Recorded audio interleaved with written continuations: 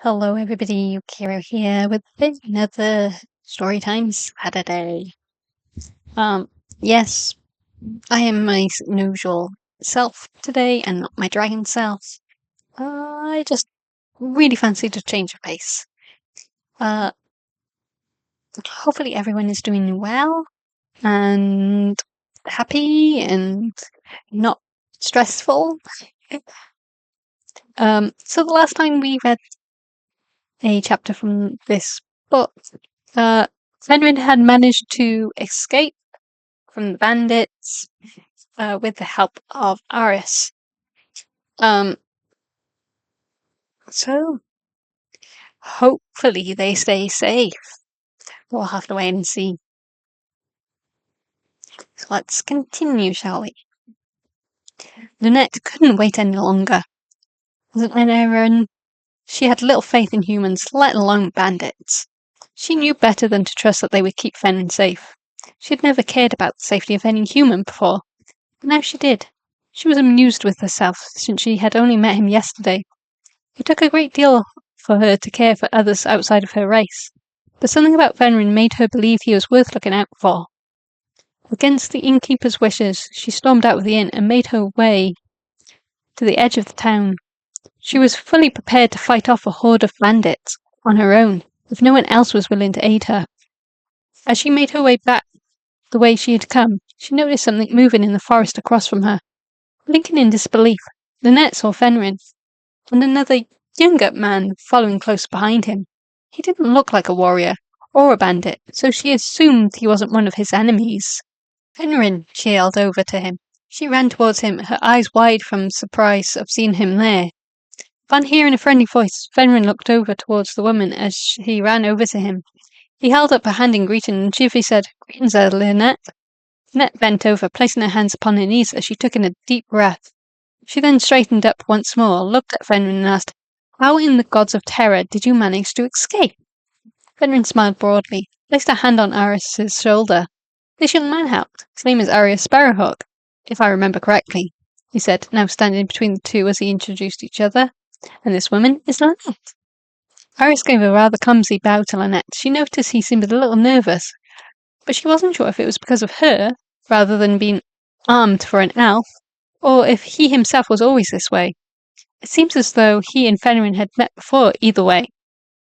"Anyway, we should go into Gardo. The bandits are likely still looking for us, and it is best they do not find us here." "We'll be safer in town," Fenrir said as he began to walk off. "You still haven't told me how you managed to escape." "I saw where they took you, and it could not have been easy," Lynette said as she followed the two men close behind. Fenrir smiled back at her and said, "Arius is a mage." Arius seemed to become even more nervous when Fenrir told Lynette his little secret. He was so used to being feared by others that it was obvious that others knowing what he was made him tense. Lynette gave the youth a serious look over, but seemed puzzled. "We're not even enslaved by the king? I mean, he doesn't have any silver on him," she said curiously. Arius blinked widely, surprised she knew about the silver. "The bandits sold it," he explained softly. He looked over to Fenrir for a moment, his expression one of uneasiness. He then returned his attention to Lynette and said, "Besides, His Highness doesn't enslave us." "Of course you'd say that. You don't know any better," Lynette said, rolling her eyes. Fenrir, meanwhile, just shook his head, chuckling to himself. "No, really, it isn't like that at all. His Highness is actually a very nice man," Arius said, now seemingly coming out of his shell. He made some elaborate gesture with his hands, and then continued with, "Without the king's protection, we would still be killed on sight." "Lynette is an Anaran, so her views on magic are different to ours," Fenrir interrupted. "Let us head to the inn. I need to let everyone know I'm safe after all." Arius looked over to Fenrir with a frown. "Yes, sir," he said, nodding slowly. He supposed he shouldn't say much more, as Fenrir obviously wanted to avoid the topic. As they reached the inn, Fenrir went inside alone, leaving Lynette and Arius outside. She stared at the young man and noticed how well dressed he seemed. His short black hair was a little messy, but it was obviously well taken care of.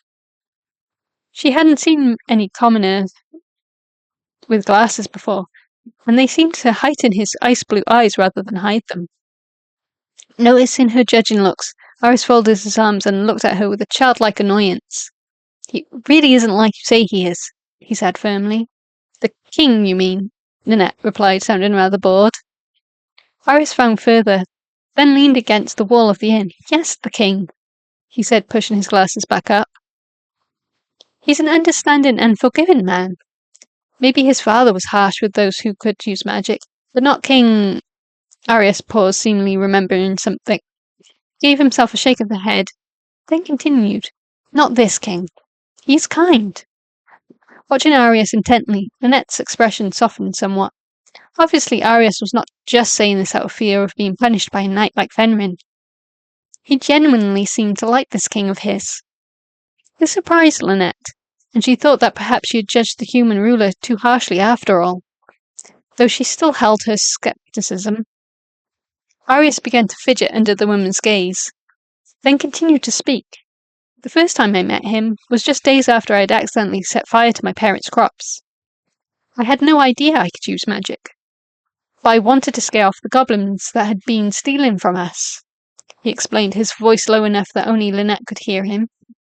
"My parents were not home at the time, but one of our neighbours saw what happened and locked me away until the guards came. I was lucky he only locked me up, as I'm sure he would have killed me, had there not been laws set in place to protect people like me." "So what happened when the guards arrived?" Lynette asked lightly. "The fire had been put out by then, my parents' crop mostly ruined from the fire.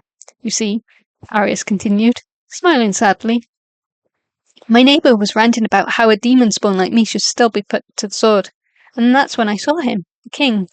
He was, well, I was scared at first. I thought this was it, you know? If the king had been called, then I'm done for." Lynette nodded as she listened quietly.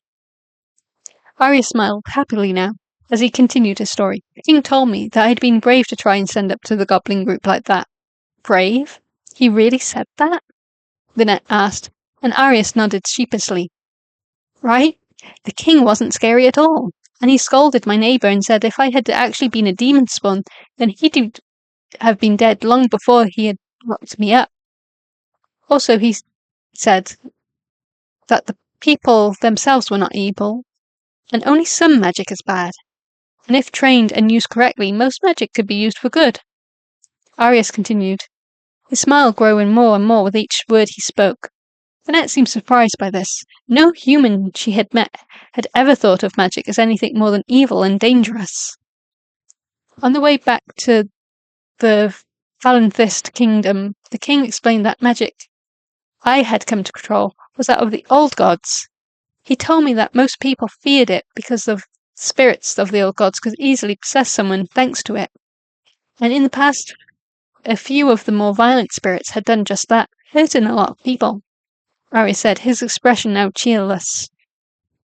Nodding slowly, Lynette gave Arius another soft look. Her people had no such fears, so she could only guess what it might be like to worry about losing oneself to a dead god. Even Fenrir had said this much, but she hadn't really put it into perspective until she heard Arius speak of it. She supposed she could understand now why humans had such a fear of magic, and for the king to be so kind to those who found out they had magical talent was truly benevolent of him. She had never heard of such acts. Then she realized she knew nothing of the human king, or how he differed from his father's rule. I hope I can get my silver bracelet back. I'll get a new one," Arius then said, shifting on the spot again. "Some don't like them, as they say they can control themselves without it. But I like having mine. It makes me feel safe. I'm sure Fenrir will figure it out." "Will you be going back with him?" Lynette then asked.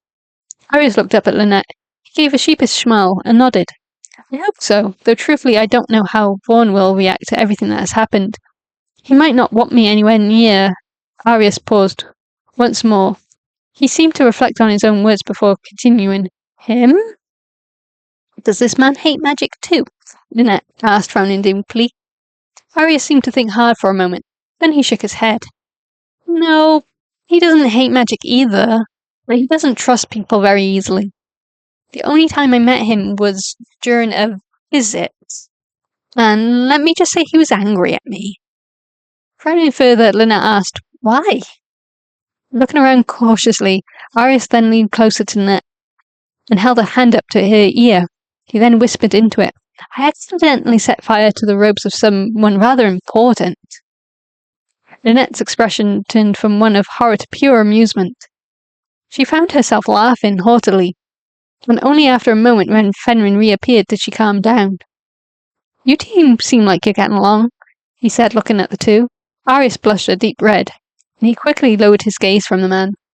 "So, who was it? Which person's robes did you set fire to?" Lynette asked Arius, and she could tell he was rather embarrassed by the whole ordeal. Arius, however, could not speak. He managed a few stumbled words, but nothing that Lynette could make out. Fenrir seemed to choke on something or other, and then cleared his throat. He glanced over at Arius and gave the young man a serious look. Looking between the two men, Lynette put two and two together, and she laughed all the more. "So he burnt your robes, Fenrir? For a knight, you really do have the worst luck. I swear on the winds of Selena. You do not go one day without causing trouble." Fenrir sighed, then gave a light shrug, his expression rather goofy. "That's what I'm here for, causing trouble and making people laugh." And that, my dear friends, is the end of that chapter. Hopefully you enjoyed it, because I know I certainly did. Yeah, Fenrir is a human ball of chaos. He just gets into trouble no matter where he goes. Of course, Arius can be a little bit of a ball of chaos himself, just with magic. So this version of Arius is more childlike, like he's much younger. I've had a different version of Arius where he was older and more mature, shall we say. But I really like this version of Arius because he's just so cheerful. Anyway, hopefully you enjoyed that chapter, and I will see you all in the next one. Bye, everybody.